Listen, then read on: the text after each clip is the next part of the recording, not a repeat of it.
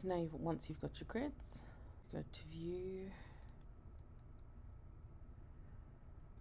I'm making sure we're snapped to guides. You can use the pen tool and go around, but I think it's a little bit more difficult. What we can do is using the shape tool or M on your keyboard, and we can just click somewhere in the field. You can say 4 centimeters, which is 4 meters by 5 centimeters, which is 15. We press enter and it drops like this. Selection V for the selection tool. And we can move that around and we can line it up on our grid where we need it. And if we want to confirm if it's right, we can go 1, 2, 3, 4, 5, 6, 7, 8. So there's 8 5 millimeters, so we know that this shape is correct along the top because it is 4 meters. And what you want to do is do the rest of your design like that. So make all your other rooms. If you want to type it in like this,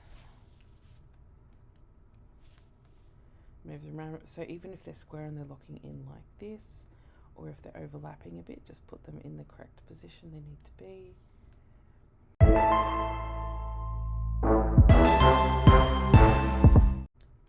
There we go. I've just made a really quick rough one with all of the rooms overlapping. Don't worry about these internal walls. We're just looking at the external ones for the moment. So once I've got all of those in, I'm going to select them and I'm going to go to Pathfinder here. So if you don't have Pathfinder, you can go to Window and scroll down until you find Pathfinder.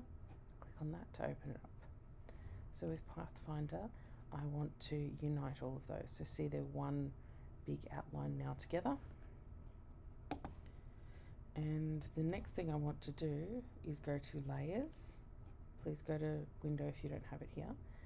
And I'm going to label this External Wall. This will help later on to lock the layers and also to make it easy to edit anything if there are any mistakes.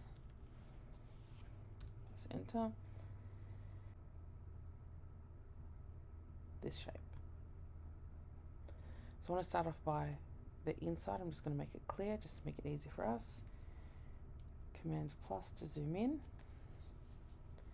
And I want to do the line on the external part of this shape. So I'm going to go to stroke. Again, if you don't have stroke, go to Window and find stroke there. And if you look here, we want to have the weight. So that's how thick the line is. So the external walls are 3 millimeters. So do that, press enter. And you see they've thickened the line. The line has become thick. Whoops, I've moved it by accident, so I'll go Control Z. You can see the line has become thicker on both sides. We want to keep the measurement of the inside of the walls the same, so we want this line to be on the outside. So if we come here, you can see there's a few options here. We can have the line that goes on the inside, but we want it here to go on the outside of the stroke. So now all that line is on the outside of the stroke and doesn't bother the sizing on the inside.